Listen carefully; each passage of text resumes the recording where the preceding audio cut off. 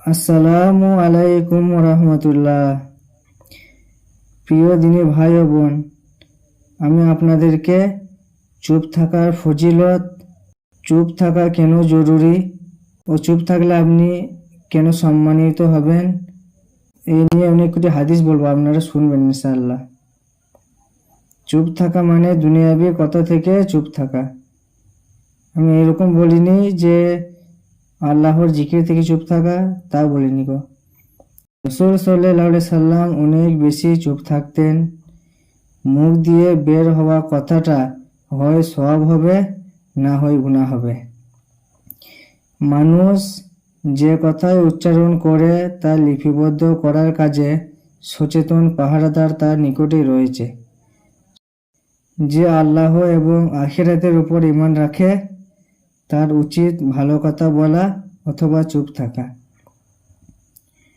রাসূল সাল্লাল্লাহু আলাইহি সাল্লাম আরও বলেছেন, যে চুপ থেকেছে সে নাজাত পেয়েছে। রাসূল সাল্লাল্লাহু আলাইহি সাল্লাম বলেন, যে মানুষ তার জবান ও যৌন জীবনের জামিন হতে পারে, আমি তার জান্নাতের জামিন হব। রাসূল সাল্লাল্লাহু আলাইহি সাল্লাম বলেন, যে নিরাপদ থাকতে চায় তার চুপ থাকা অতি জরুরি। রাসূল সাল্লাল্লাহু আলাইহি সাল্লাম আরও বলেন, জিহ্বা মানুষের অধিকাংশ পাপের মূল। রাসূল সাল্লাল্লাহু আলাইহি সাল্লাম বলেছেন, চুপ থাকা একটা ইবাদত। চুপ থাকা হলো আলেমের সৌন্দর্য আর জাহেলের পর্দা। চুপ থাকা মাখলুক সমূহের সর্দার। তোমার উপর নেকির কথা বলা ছাড়া বাকি সময়ে বেশি চুপ থাকা জরুরি করে না, কারণ এটি শয়তানকে তোমার নিকট থেকে দূর করে দেবে আর ইসলামের কাজে তোমার সহায়তাকারী হবে। হক কথা বলা ছাড়া তুমি চুপ থাকো, তাহলে এর কারণে তুমি শয়তানের উপর জয়ী হবে। রাসূল সাল্লাল্লাহু আলাইহি সাল্লাম বলেন, চারটি বিষয় যা একজন মানুষের নিকট কমই থাকতে পারে।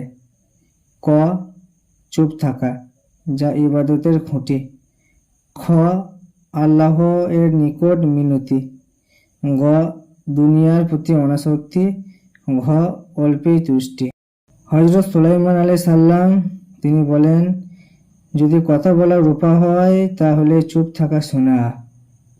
হযরত আবু দাউদ আলাইহিস সালাম তিনিও বলেছেন, আমি কথা বলে অনেকবার লজ্জিত হয়েছি, কিন্তু চুপ থেকে কখনো লজ্জিত হয়নি।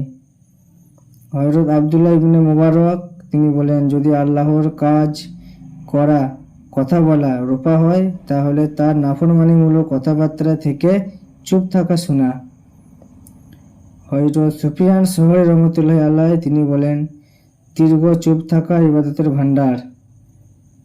হযরত সুফিয়ান সৌরি রহমতুল্লাহি আলাইহি বলেন, ইবাদতের শুরু চুপ থাকা, অতঃপর ইলম হাসিল করা, এরপর তা মনে রাখা, তারপর তার উপর আমল করা, সর্বশেষে তা শেয়ার করা। আপনারা শেয়ার করবেন ইনশাআল্লাহ। পূর্বের জামানার নেক লোক কম কথা বলতেন। নারীর সৌন্দর্য লজ্জা আর বুদ্ধিমানের সৌন্দর্য হলো চুপ থাকা। চুপ থাকার ছোট ফায়দা হলো নিরাপদে থাকা, আর কথা বলা মানুষের ছোট নোকসান হলো লজ্জিত হওয়া। আদবের চারটি ভালো দিক। 1 নম্বর তওবা, 2 নফসের বিপরীতে কাজ করা, 3 চুপ থাকা, 4 একাকী থাকা। মুমিনের 4টি ভালো দিক: চুপ থাকা, মিথ্যা বর্জন করা, পরহেজগারিতে ইখলাস, রিয়া থেকে বেঁচে থাকা। অসংযত জিহ্বা সকল ইবাদত বন্দেগী নষ্ট করে দেয়। চুপ থাকা উত্তম, পরহেজগারি এর কারণে গুনাহ কম হয়। গীবত থেকে বেঁচে থাকার জন্য চুপ থাকা জরুরি।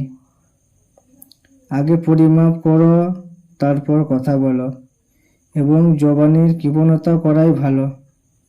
সব কথার জবাব হয় না, কিন্তু অপছন্দনীয় কথার জবাব তো চুপ থাকা। এক কবি বলেন, মুত্তাকি ও পরেশগার মানুষ নিজের জবানের হেফাজত করার কারণে কথা বলা থেকে বেঁচে থাকে, যদিও সে সঠিক কথা বলতে পারে।